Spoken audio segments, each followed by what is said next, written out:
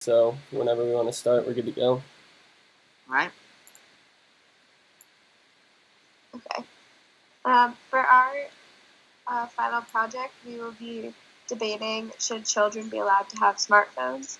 And Reagan and I are the affirmative team, and Jason and Ty are the negative. So I will begin with the history of the telephone. So Alexander Graham Bell rang in the era of talking at a distance with the invention of the telephone in 1876. And since then, the telephone was extended across cities, states, and eventually around the world, connecting people across the globe. Alexander Graham Bell made the first transcontinental call to Thomas Watson from New York to San Francisco in 1915. And the Telstar 1 communication satellite was launched by NASA in 1962, and the first long-distance call was made that day. And not much later, in 1973, the first cell phone call was made. And later in the 2000s, there were over 100 million cellular telephone subscribers.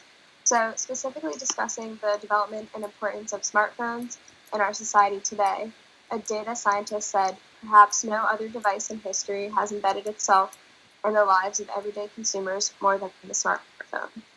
So I would agree with this because smartphones have so many capabilities. They do so much more than just call people around the world, send text messages, but they also allow people easy access to a camera to quickly snap pictures as they go through their daily lives, connect to social media, listen to music, search the internet, check emails, quickly get directions with a built-in GPS, check the weather in any location, set various alarms and reminders, and pay bills all from the palm of your hand.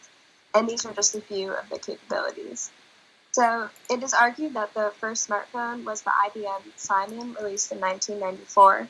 This was the first device that had cell phone and PDA elements, and the term smartphone was not used at the time, but this is what is referred to when we look back at the development of the smartphone.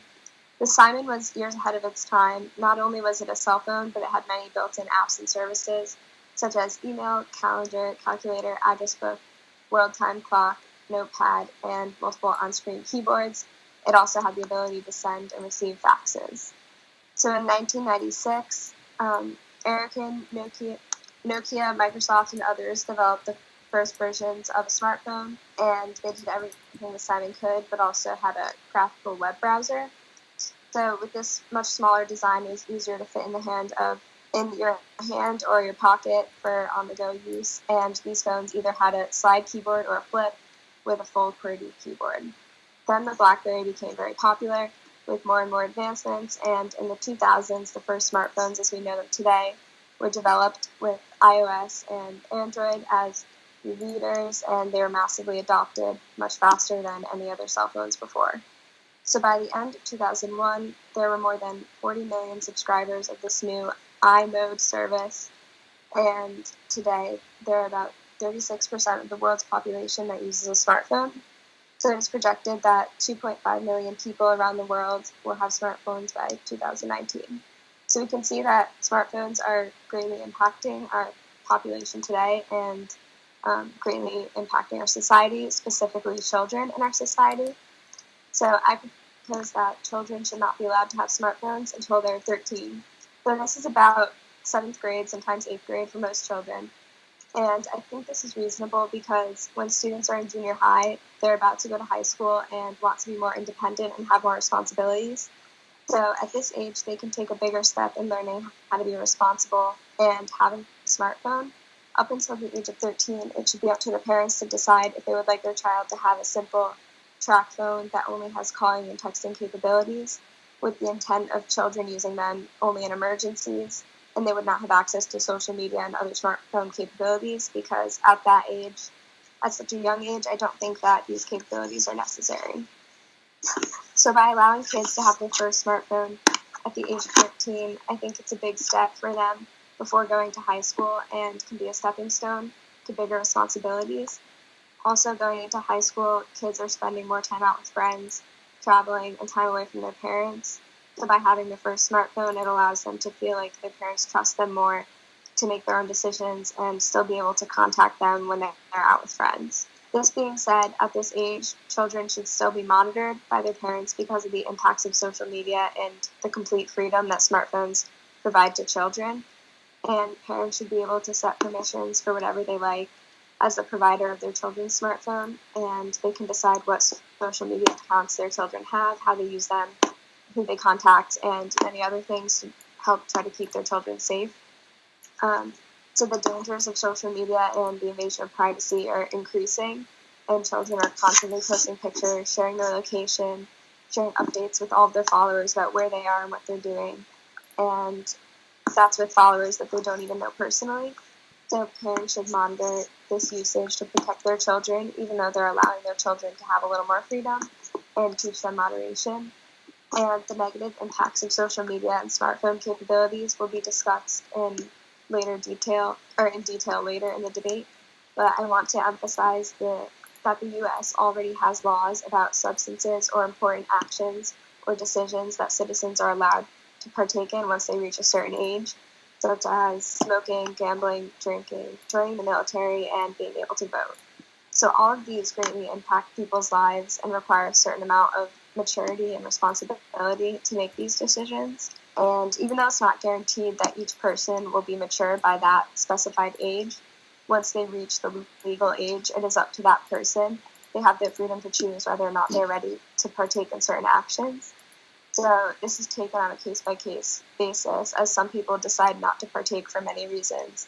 Some people are very good at partaking in moderation or are mature enough to do research and think to make rational decisions instead of impulsive ones, and others are still not mature and make impulsive decisions. Because the U.S. government would not be able to control this case by case, and each person has a different level of maturity or tolerance to different things, it would be beneficial for the U.S. government to prohibit smartphone use for children as it does for all these other things. And smartphones can be just as addicting or dangerous in terms of physical safety and a child's emotional safety. And therefore, it would be beneficial to have laws in place that allow children to have smartphones starting at the age of 13. That's it. All right, so I'll cross-examine. What age did you say children should begin to get smartphones? 13. And what do you think 13-year-olds use a smartphone for? Well, today in our society, with the research that we've done, mostly for social media and just contacting their friends. So that's why I think that if up until that age they only are allowed track phones or whatever their parents decide is necessary for them to contact only in cases of emergency, that would limit the dependence on social media. So children that age would not be so reliant on social media and introduced to the negative impacts that social media is having on children that age right now. Do you know any small children, close relatives or friends that use smartphones? Yes. What do they use it for? Taking pictures themselves to send to their friends, posting videos online, definitely Musical.ly and Vine was big, but Instagram, Snapchat, honestly for purposes that I think are unnecessary for a child to have at that age. Like when I see my younger cousins that are 6 and 7 posting on these social media platforms, I think it's very unnecessary. Or wouldn't that be up to the parents' choice as well? Yes, definitely. But I think most parents don't even understand the things that their children are able to do with social media, and that restrictions should definitely be tighter. Cool. That's it. All right. So I am going to do the one NC, the negative construction of we think that children under 13 should be able to have smartphone depending on their parents. So first of all, there are many benefits to children owning smartphones. The first of them is that smartphone will give parents access to very powerful location services. like Google Latitude, Foursquares, Find My iPhone, GPS Tracker, just to name a few. And these applications are very important to parents with children at the transition age from a child to adolescence, 11 or 12, like from the years of elementary school to secondary school. And at this age, children are starting to be given more freedom with less adult supervisions, like study groups at a friend's house, after-school activities, just to name a few. However, parents still need a certain degree of control and information about their children's whereabouts, and sometimes phone calls and messages with non-smartphones are not like surefire ways to know exactly where the children are, because as sad as it would seem, some children can still lie to us. And with location services, parents can have that knowledge without being intrusive and interfere, and they can interfere in the right time if needed. And furthermore, in situation of emergencies like being lost, knowing where the children are immediately are very important, as well as the children knowing where they are so they can tell their parents.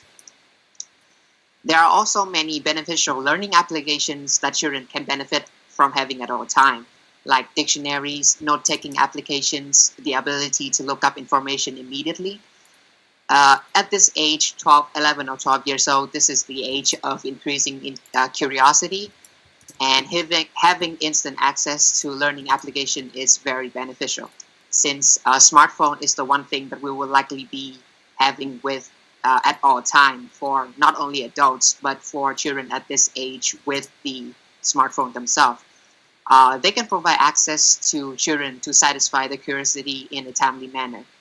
While there are certain things that parents will not want their children to learn at their ages on the internet, this can be easily remedied with a parental control plan in your children's phones. The third benefits of children owning smartphones is that it will instill a sense of responsibility and independence to the children. A smartphone is most likely going to be the first important thing a child will own, and also the most expensive thing at the same time. Not only does owning a smartphone comes with the responsibility to take care of it, it also creates an environment for children to do things for themselves. Applications like reminders and calendars are readily available with smartphones, which can help children to remember and keep track of their own schedule without the need of parents to remind them. Of course, rules and rewards are certainly needed for parents to effectively teach their children about responsibility and independence, but the existence of smartphones will have the process. And finally, some other benefits of children's using smartphones are a child is more capable of handling rapid cyber searches, making quick decisions, developing visual acuity, and multitasking. Games is also a big part, and it also helps children to develop their peripheral vision. Visual motor tasks like tracking objects or visually searching for items is also improved. And finally, internet users tend to use decision-making and problem-solving brain regions more often. And another big part about how we want, how different children should be judged differently to whether they can have smartphone at the age of before 13 is that each child have different maturity ages, which mean that a child can be more responsible and independent at earlier ages than others. And I don't think that we simply cannot apply an age restriction of smartphones to every single kid out there in the world. Under good environments with rules and regulation from supportive parents, younger children can also be in possession of a smartphone without any negative effects on their development. And with the benefits listed above, both parents and children will appreciate appropriate smartphone usage regardless of the age of the children. And that's all for my construction.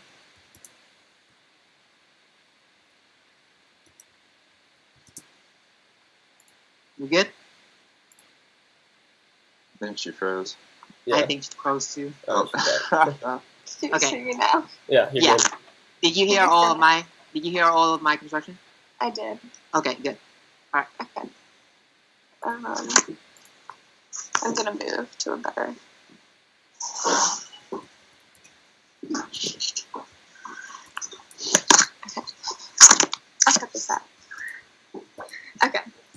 So for my cross-examination, I have a few questions.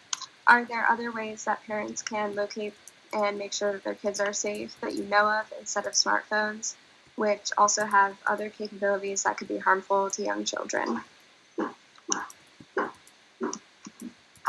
There are certainly ways for parents to know where their children are if there are like adults in the vicinity, like just calling their teachers or something like that. Or if they're at a friend's house, then definitely call the parents of the friend's house or the adult in being supervised. But all those methods are not always reliable, as if the children themselves are carrying smartphone with the GPS, then you would know exactly where the location of the children are.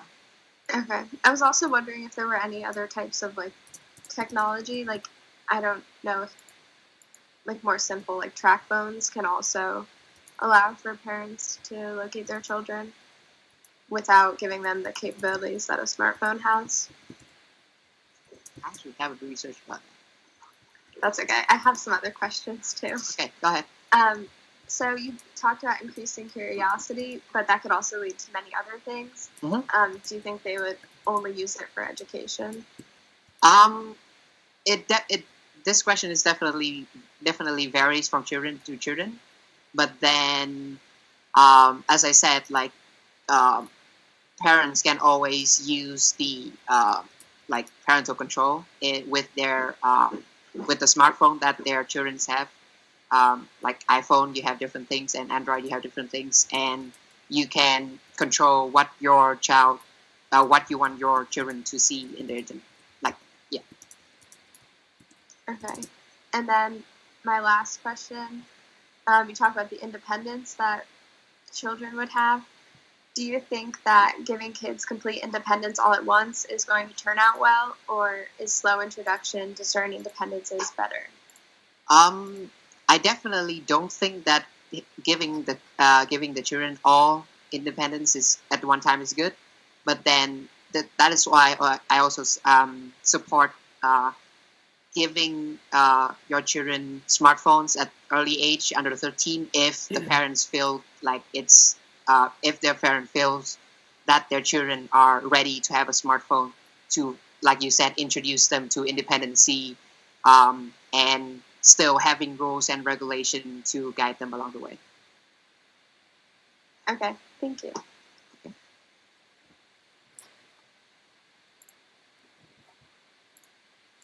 All right, I'm going to start in IM2AC. So it has been 10 years since the Apple co-founder Steve Jobs introduced the first iPhone, and today 92% of teens have cell phones. So those smartphones have made it easier for us to communicate to others in many different formats, including social media. They have paradoxically increased the risk of social isolation. This is especially true among young teenage girls who may look to Snapchat or Instagram only to discover that an event or a party is taking place that they were not invited to or able to attend. And then there's also the issue of cyberbullying. So this is something that didn't exist until a few years ago, and it has caused far too many teens terrible pain, making life miserable and driving some to suicide in the worst case.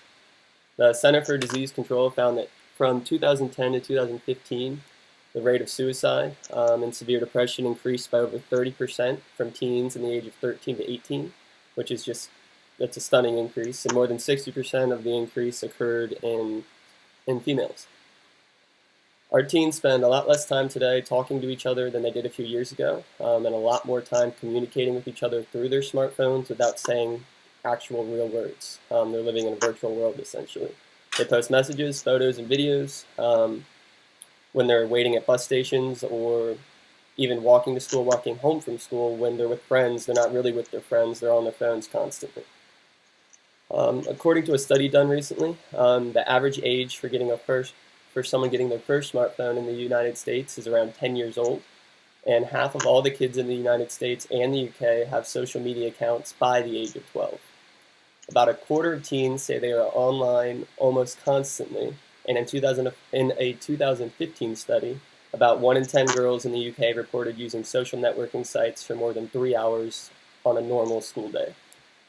That's absolutely insane. When you're in school, so this is a completely different subject. However, again, it's just one of the negative effects that having these smartphones so early on does. But I mean, when you're in school, you should not be on your phone, and that's really prevalent in today's society. Um, and those that did use the phones in school were more likely to have higher difficulties on their testing scores and all their standardized tests. Um, In a Safer Internet Center survey of kids age 8 to 17, 22% said someone had posted an image or a video that bullied them in some sort of way.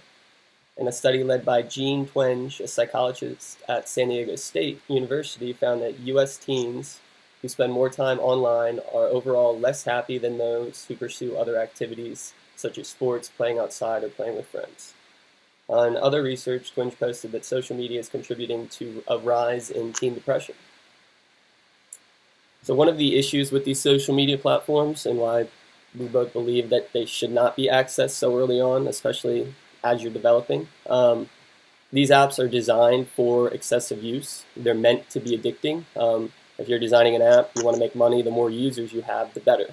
So they're not necessarily looking out for the teens or young child's best interest. Obviously, they have promotions and they want to stop cyberbullying and all of these things, but there's no 100% way to do that. And they have clear measures in place that keep these kids coming back and keep them addicted.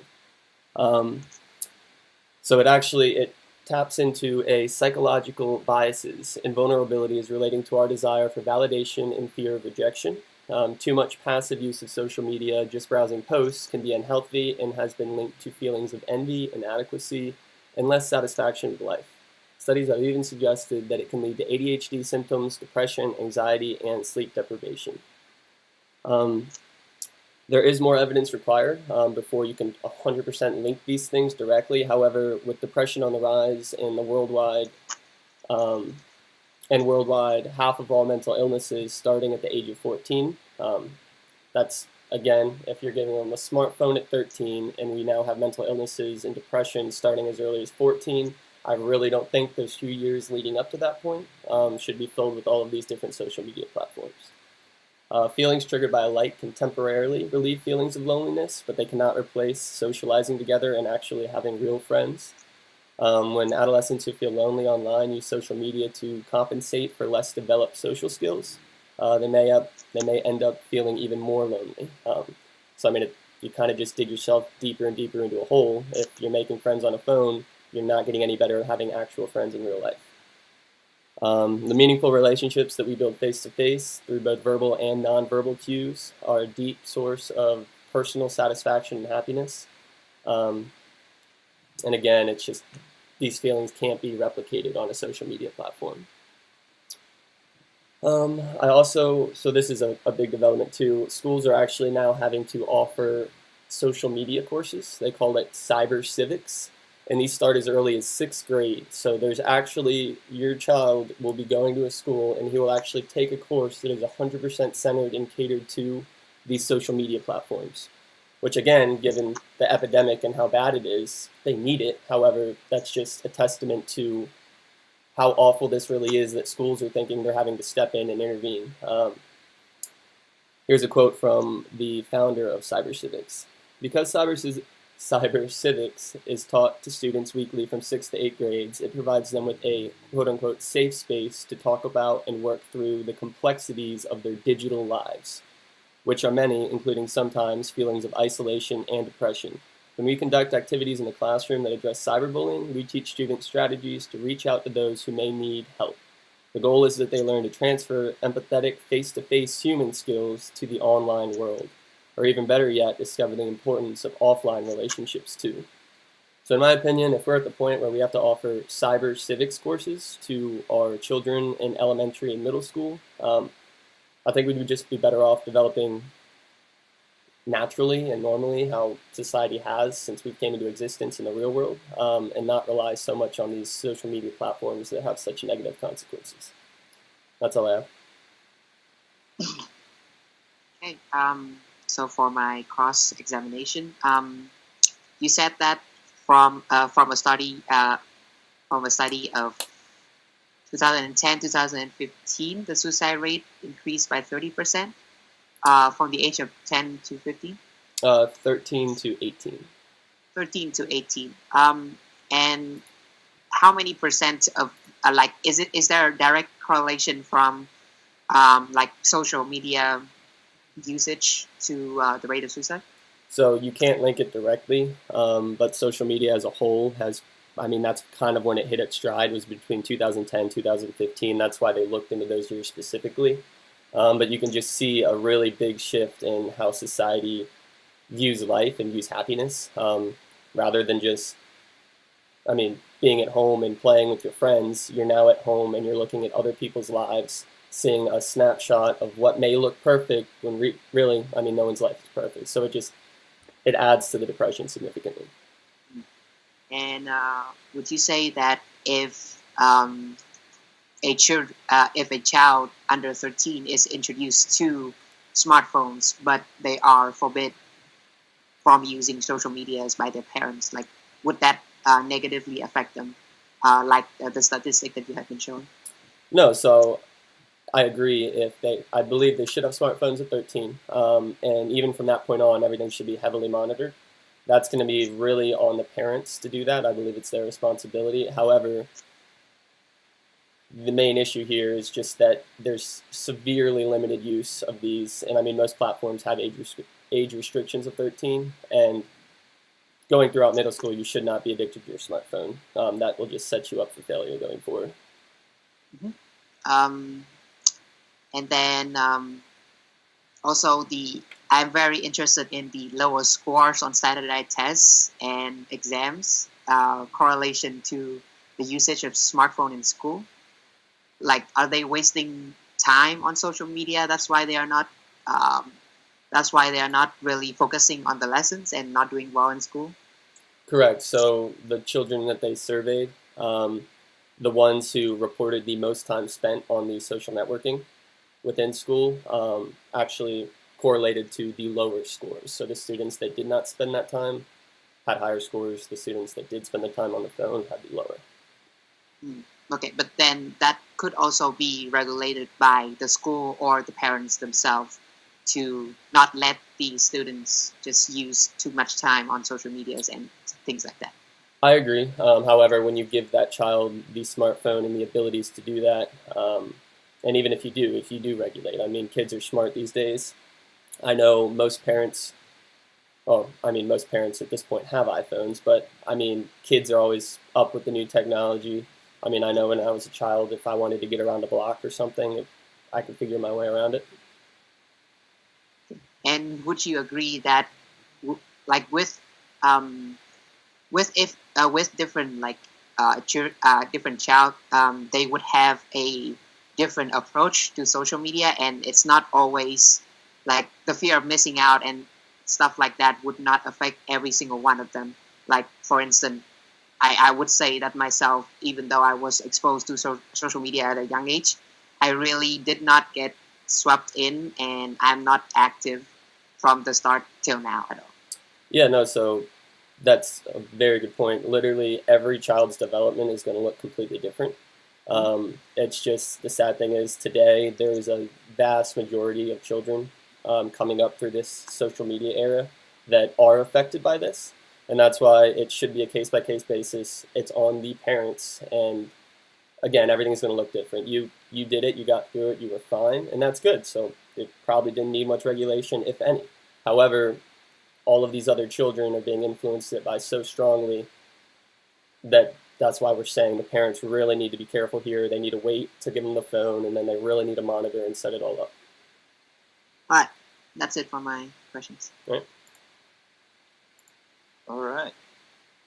Well, I'll be starting the 2NC.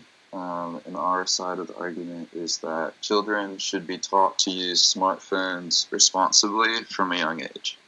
So what's the situation? Currently in society, we have children with cell phones that have a free reign on unfiltered internet and social media. Should we let those children keep their smartphones or not? So who are the stakeholders of this situation? The parents who are raising their children, the children themselves who are growing up in this society, and then society as a whole. How does it impact just the way we do life? So what are the issues of this debate? I think it's just like, how do we conform to this new technology, this new society, and our culture of instant access and knowing everything and being able to talk to everyone, and as well as social media. So I believe that children should have access to smartphones because there's many good things that come about with that. As a parenting tool, as an educational tool, they're very valuable. In a lot of ways, smartphones are just small computers. They can play videos. You can look up encyclopedias, show them stories, like traditional things that people have done with parenting for a long, long time. It's just a different form. So smartphones can be used well. You can monitor what children are looking at. You can monitor how long they're spending on their smartphone.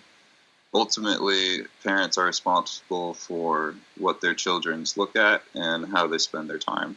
So to say that, like, children can be destructive in how they use their smartphone, that's true, but also ultimately parents are responsible for children under the age of 18. It is their responsibility to raise them right and teach them how to use this technology.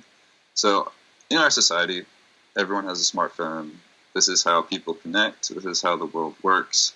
Even in workplaces, you have to use social media. You have to text people, message. So it's important as children to learn to use this responsibly. And they should be able to do that from a young age. Because it's true that with any access to a certain thing, you can learn to abuse it, such as drugs and alcohol, or like any type of sports. People have a crutch. And instead of denying them that, you should teach them to use it responsibly. That's the goal of parenting. So the improper use of some children who might be in broken homes and rely on their phone too much isn't a good excuse to rid all children of responsible use of smartphones. Ultimately, when children are using smartphones at a very young age, the parents are responsible for their use and how they use it. They should monitor what they're looking at very closely and teach them to monitor themselves and how to appropriately use this tool. And once they get old enough, as you said, at like 13, where people are becoming depressed and like it's really affecting how they are viewed in society, they would have many years of using this device already to like adapt them to that. Though they won't be just thrown into it at the last second. They'll be used to the device, used to how to handle their emotions and when to monitor when they're using it too much. So in history, there was a group of people who were very against technology. They were called the Luddites. It was during the economical breakthrough in textiles. They built a bunch of facilities that made cloth very quickly. And people didn't like it because it got rid of their jobs. It changed the way the industry worked, and it was changed. So a lot of people were against it. And one of the actual bad things of this industry was that children were used in the factories from sunrise to sunset because they were small and they could get into the machines and like fix them, move things around. That was also very dangerous. So what happened there is people wanted to completely get rid of that technology. And that would have saved the children, but also would have been taking a step backwards. So what happened was they changed child labor laws to protect the children, so they wouldn't be in dangerous situations, and that they wouldn't be able to work for long amounts of times. And that was a change for good. So instead of destroying the technology, we should learn to adapt to it to protect the people who are actually using it. So I see there are two responses to the current issue of children using too many smartphones. One of them is to say that children aren't liable, they're not responsible for their use, and just aren't capable of using smartphones, and so that they shouldn't have any. So just completely get rid of smartphones. That is an option that we have to deal with this issue. Another issue or like way to handle this would be to change the system to make it more child friendly. Maybe social media is really bad for children, so it shouldn't be on smartphones for children. Or it should be a time monitor that can only use it for an hour or two. So there's a lot of ways to monitor like the situation, and we should look to adapt to technology rather than just throw it out the window. So another thing with delaying children from getting a smartphone is that you haven't taught them how to use it. If you just say once you turn 14 you're responsible enough, it's not true. People, when they turn 18, they're considered responsible enough to have alcohol, but you have alcoholics, you have addicts, and people, just because they hit a certain age, that doesn't prove they're responsible. They should be taught to be responsible and shown how to use it responsibly. So ultimately, parents are responsible for the children and how they use their time and their tools, and I think society should teach them how to use this tool well rather than just throw it all away. That's all I got. All right. So what age would you say a child should have access to a smartphone? I think you see infants not using smartphones, but watching videos on smartphone. It's just a part of our culture now. I don't think anyone under the age of 18, honestly, should have unlimited use to a smartphone. But as part of life, you need to use a smartphone. That's just the way the world works. So there's no alternatives to using a smartphone when you're at that young of an age? There are, but economically, you can't. It's just easier to use a smartphone. It's where we're at right now.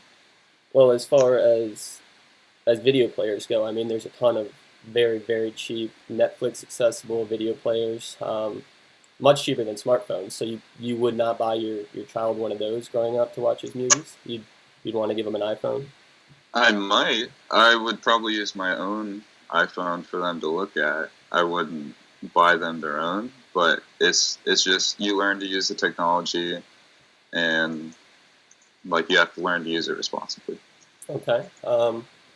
So if there's a device also that can call your parents, can allow alerts to pop up for your children, has GPS tracking built in, and is significantly cheaper than an iPhone.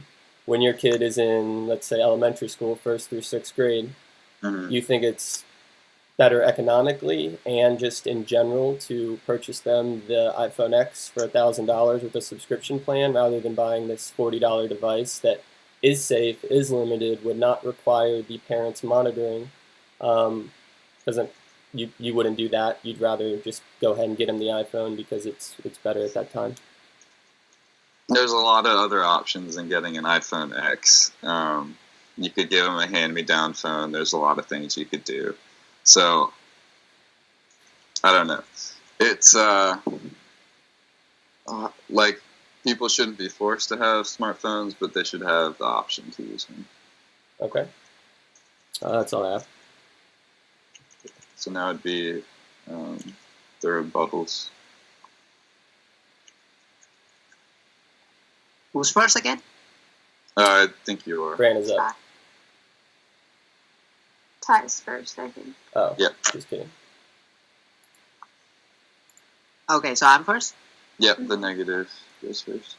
Okay, so I'll be beginning with the rebuttal of the negative team. So as I've been saying, there are many easy ways for parents to control what their children can do with a smartphone, and this includes like web search or social media, or like just basically almost any single apps on their phone that you want to control. With iPhones, like Apple have a wide variety of service to help parents control their children's devices, like set content and privacy restrictions. You can prevent iTunes and App Store purchases. You can prevent explicit content and content ratings, restrict Siri web search, and prevent web content. And with Android devices, there are many different apps.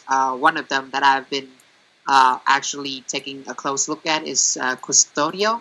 it's relatively simple and it's non-invasive application, which you can use to see what your children are doing with their phone. Who are they Eric. texting? Like if you allow them to use social media, like how much time they're using it and what they're using it for.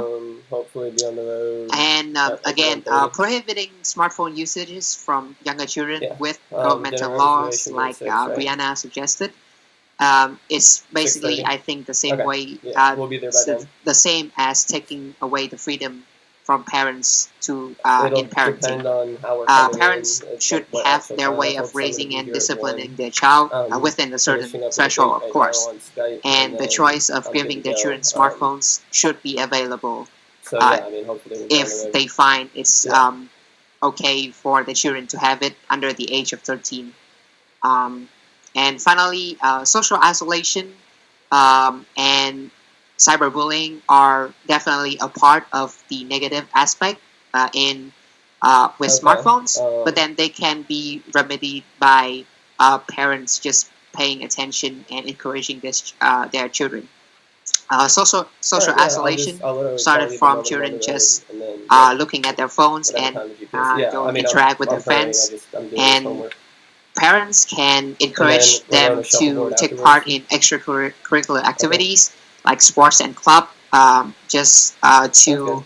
have them interact more with friends of perfect. their own age and spend less time good. on the phone if needed. Okay. And if their children are not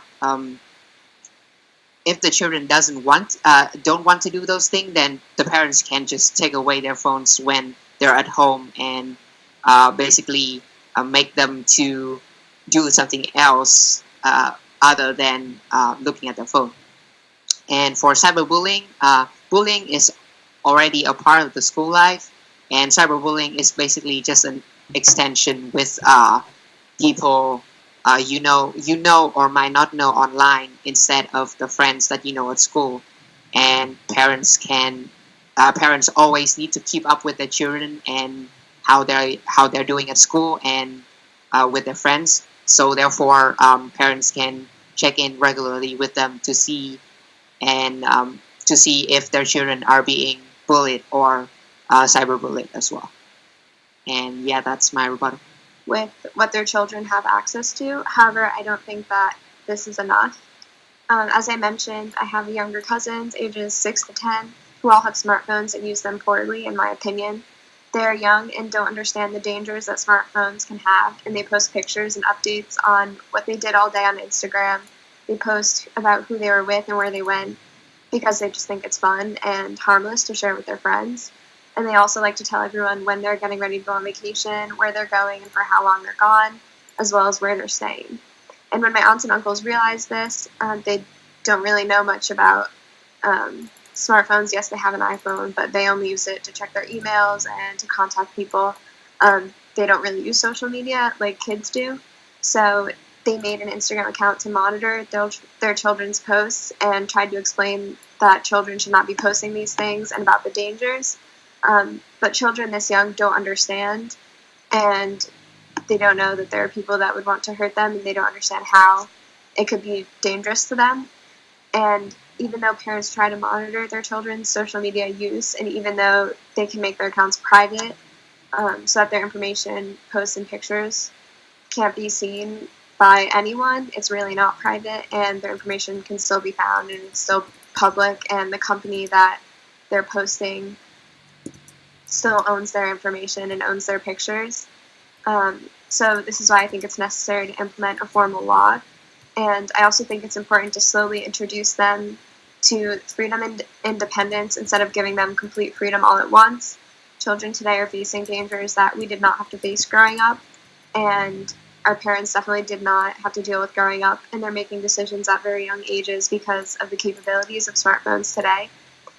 So I also did some research concerning safety, and TrackPhones are able to locate children, and there are other apps like Mobile Locate that allow parents to locate their children in emergencies based on the SIM card that's in that phone. And there are also many other services that parents can use, so I think that allowing very young children to have smartphones just for this purpose and smartphones have the capabilities of a computer, as you said, in the palm of your hand at any moment. So I think it's unnecessary to introduce them to many dangers that just aren't necessary when there are other ways to ensure that your children are safe. And Jason also mentioned that they need to be introduced to technology so that they learn to use it responsibly.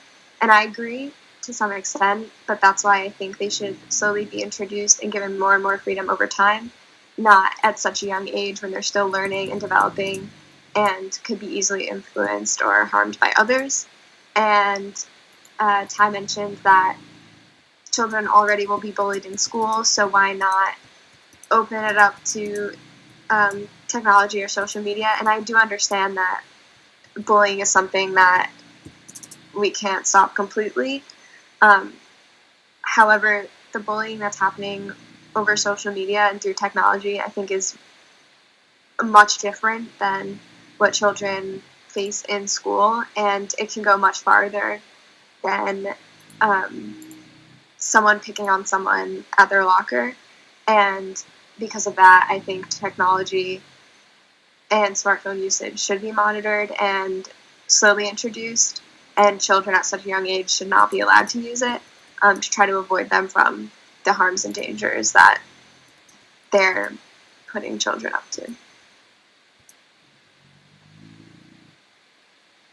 Cool.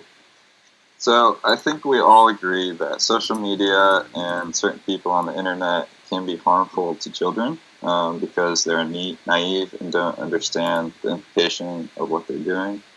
But that doesn't mean out of fear you shouldn't use a smartphone. It should just mean you should use it more responsibly. I also like that we agree on a gradual introduction to freedom. It should be the norm, but that means at an early age you should learn how to use something, learn the implication of what you're using. Look at a smartphone, own one. It's a big thing of responsibility and freedom for a kid. And there's a lot of good things that come about from cell phones. And talking about how bullying and cyberbullying and different things in social media can be negative, it's also a good social device that keeps people connected with friends when used well. So the fact that they have a phone in their room talking to their friend isn't any different than 50 years ago they just used a landline to call their friend. How is it better than just being alone in their room rather than talking to somebody? So yes, smartphones should be used responsibly, but children should be allowed to get to learn how to use it. And if there are issues that target and are predatory towards children, those should be addressed and honestly made illegal for being harmful to children without. It's not the children's fault that they're under this. It should be the people who make it who are at fault. So don't blame the victim for using a smartphone that preys on their hormones and natural instinct when there's people who make that the case. So we should be going after them rather than the children who are victim of it. And also, at the end of the day, the parents are the ones who are responsible for their children and how they use their time. They should be interacting with their emotional state. They should be asking them how they're relating to people at school and on the internet. And there should be a connection with their children. And if they're not, smartphones can't raise kids, and they shouldn't. It's parents who should raise their children. So that's all I got.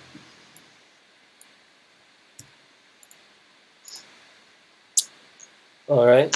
I believe I'm up next, correct? Yep.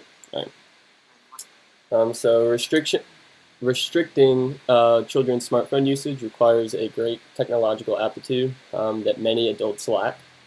There's also a large majority of parents who do not understand all of the different apps available and the dangers associated with each. I know you can go on the App Store and just find an insane amount of apps that will allow you to communicate with all different types of people, good and bad. And while, yes, the adult can limit that App Store usage, it's probably really easy for a child to convince their grandma or grandparent or any relative that they're living with, like, hey, this is an app, I'm going to chat with this guy. Just one of my good friends in 5th grade, which a little weird that they're downloading an app to talk that early on. But still, they could easily convince whoever they're living with to download a new app, say it's safe, and then once they're in that app, just be subject to a ton of different dangers. And delaying the age in which a child has this access will reap a much greater, or reap more rewards than the small benefits gained through having that smartphone earlier. Having that smartphone earlier can easily, all the benefits that are associated with that can easily be replaced from a cheaper alternative. The main things they need are, again, the GPS, the ability to talk with their parents, maybe have alerts sent from their parents. Early on in 1st through 6th, 7th grade, they really don't or shouldn't be doing more than that. So if there's cheaper alternatives, safer alternatives that wouldn't require the parents to stay up to date with every single changing app that's constantly circulating through the app market, and the children themselves can circumvent these precautions, I just think it makes a lot more sense to go with the option that you know is completely safe. So actually kind of talking more on the addiction point that I mentioned earlier, researchers using standardized internet and smartphone addiction tests, they use these to measure the severity of internet addiction. The questions they use focused on the extent to which internet and smartphone use affects daily routines, social life, productivity, sleeping patterns, and feelings. So the higher the score on this test, the more severe the addiction is. And these are performed by Dr. Sayo. He reported that the addicted teenagers had significantly higher scores in depression, anxiety, insomnia severity, and impulsivity. The researchers performed MRS exams on the addicted youth prior to and following behavioral therapy and a single MRS study on the control patients to measure levels of gamma aminobutyric acid, or GABA, a neurotransmitter in the brain that inhibits or slows down brain signals, and glutamine, a neurotransmitter that causes neurons to become more electrically excited. Previous studies have found GABA to involve in vision and motor control, or found GABA to be involved in vision and motor control and the regulation of various brain functions, including anxiety. So the results of this MRS revealed that compared to healthy controls, the ratio of GABA and GLX was significantly increased in the anterior cingulate cortex of smartphone internet-addicted youth prior to therapy. Dr. Sayo said the ratio of GABA to creatine and GABA to glutamate were significantly correlated to clinical scales of internet and smartphone addictions, depression, and anxiety. So essentially, mixing these children with smartphones earlier on does nothing but just lead to this addiction. The earlier you give them to them, the earlier they're going to start using them, and then, they're going to get tired of these monitors and restrictions, and they're going to keep pushing to get more and more access, because it's likely their friends will have it.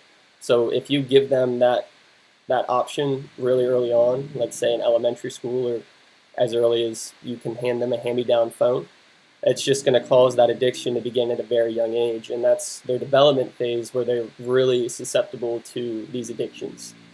And as you can see from the test, depression, anxiety, and impulsivity are not, I think, traits that you want your children having growing up when they should be playing with friends and communicating. So overall, I believe there are definite benefits from smartphones. However, these benefits can be replaced by safer devices that can track and allow the kids to contact their parents. The social media platforms such as Snapchat, Facebook, WhatsApp, and Instagram are clearly linked to dangerous, addicting, and life-altering events. Rather than placing a burden on the parents or whoever is responsible for these children and hoping that they're equipped to manage their children's devices properly, the safer alternative and the cheaper alternative would just to buy something that replaces these beneficial aspects of owning a smartphone. When children are developing in their early teens, they should be focusing on developing real-life social skills, interactions, and communication. They should not be living in a virtual world and be subjected to all the negatives associated.